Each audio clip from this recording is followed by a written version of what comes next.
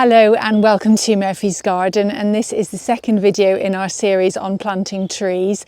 So if you're new to our channel, don't forget to like and subscribe, but we're in the process of just developing this new area, and we've chosen various trees, ornamental trees mostly, to plant in this area. So we did a video in the autumn on choosing the trees, and we bought the trees, and we're now in the process of planting them. So week by week I'm going to do a video on each of the trees.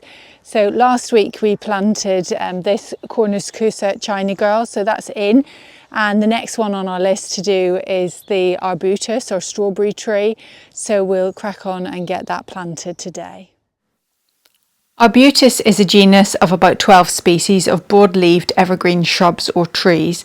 This one is Arbutus unedo, or the strawberry tree, and is native to the Mediterranean and parts of Ireland. It is an interesting plant to grow and is something a bit out of the ordinary. It's unusual in that it has clusters of pendant urn-shaped flowers that appear in late autumn at the same time as the ripening fruits from the previous year's flowers.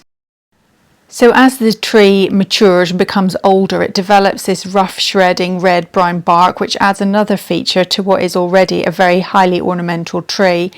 The tree looks best when grown as a multi-stem form, but as it has evergreen leaves, the leaves will obscure the lovely form of the bark. So as we have done here, it's a good idea to strip out some of the lower foliage to reveal that bark. So just simply take off these leaves. We might do more in future, but for now it already looks better. We'll begin the process of planting this tree, and as we do, we'll talk a little bit more about it. So we'll just start by tipping it out of its pot, and then what we'll do is just gently sort of tease out the roots. It's not very compact actually, this one. It's not root bound or anything in the pot. So we're just gently going to just open up the roots, and this will just ensure that they go out and not stay in that kind of pot shape, but go out to the surrounding soil and seek out moisture and nutrients from the surrounding area. And next we then rub mycorrhizal fungi all over the roots of the tree, and what mycorrhizal fungi does is increase the absorption area of the plant and acts like extensions to the root system. So it's really good to use in a newly planted tree as it helps it establish more quickly and makes it much less susceptible to drought, and just really ensures it gets off to a good start. So next we'll place it in the hole. The hole that we've dug is slightly larger than the root ball of the plant, and just make sure that the hole is deep enough to accommodate the entire root system without bending or crowding the roots. And it's also a really good idea just to fork the soil at the bottom and the sides of the hole just to promote better root growth. And next, place the plant in the centre of the planting hole, and just be sure to check its position, making sure that it's facing the way that looks best. So from a path, it has to look good, and also that it's at the correct height. This is really important. So as we talked about last week, ensure that the trunk flare is at just above the soil level and it isn't planted too deep. And then just backfill the hole with 50% of the original soil and 50% compost. This is a tree that doesn't need a lot of extra nutrients added to it, so we're just using a small amount of our homemade compost, but you don't need an awful lot. It thrives quite well in poor soil.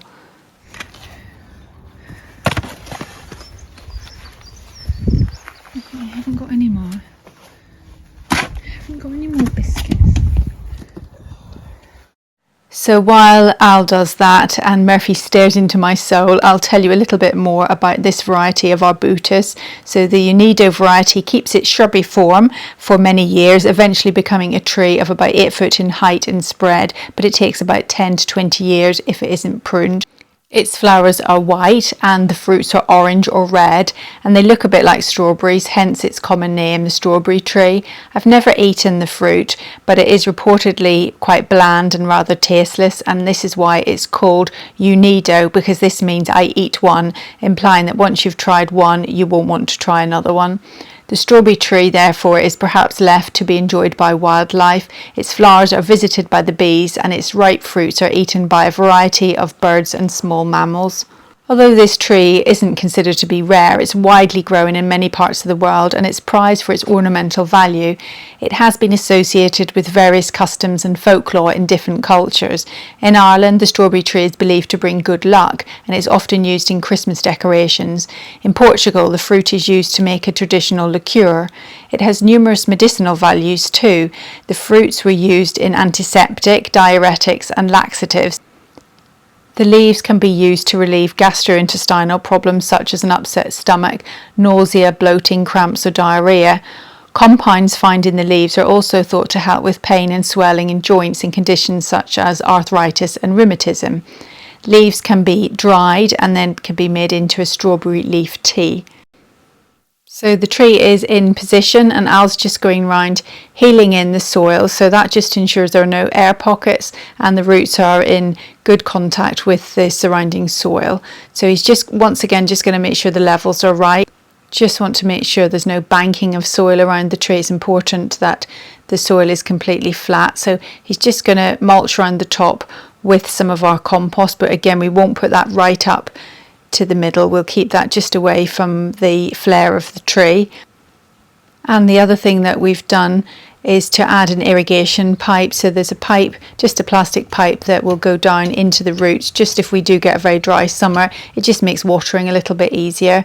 So we'll finally just go round raking the area again just to make sure the levels are nice and flat and there's no banking. And then once that's done, the very final thing to do is just give the tree a watering. Although it has been very wet and the soil is quite moist, the reason for doing it is just to get the soil to settle into the site.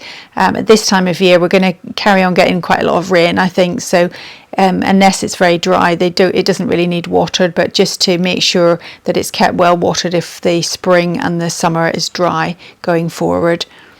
And one thing to consider when planting a strawberry tree is that it can make quite a mess, and it was you guys that pointed this out to me, because where I was intending to plant it here, it would have been quite near a path, so I've moved it to its now location, this current location, because it won't be near a path and it's not harmful. It will drop onto the soil and it can just mulch down in the soil and decompose.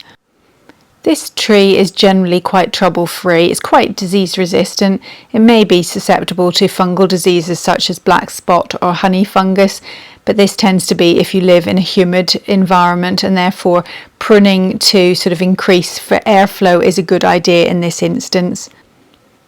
When growing this tree, it can grow on any pH, acid, alkaline or neutral, and it will grow in most garden soils. It like sand and loam. Some books say it doesn't like chalk, other books say it doesn't like clay, but it certainly wants a really free draining soil. It hates being on waterlogged soil. It prefers full sun, but it can cope with partial shade. Position in a south or west facing aspect with some shelter. Young plants are more frost tender than mature plants, so may need a bit of winter protection. If frost damage or dieback occurs, then it can recover from the base and may regrow again in spring. Hardiness H5, USDA, hardiness 7 through 10. You don't have to prune a strawberry tree, but you may wish to do so to improve its shape or to remove dead, diseased or damaged branches and to promote airflow and increase sunlight penetration. When you prune, avoid heavy pruning, as this can lead to excessive growth and reduced flowering. And that's the arbutus planted. It looks really lovely. I love seeing these red stems, and I think it looks really good in this position with the beech hedge behind it. Looks good at this time of year. So next week we'll be planting the Parotica persica. It's a Vanessa version, which is a more upright version. So join us in the next video and don't forget to like and subscribe. Bye for now.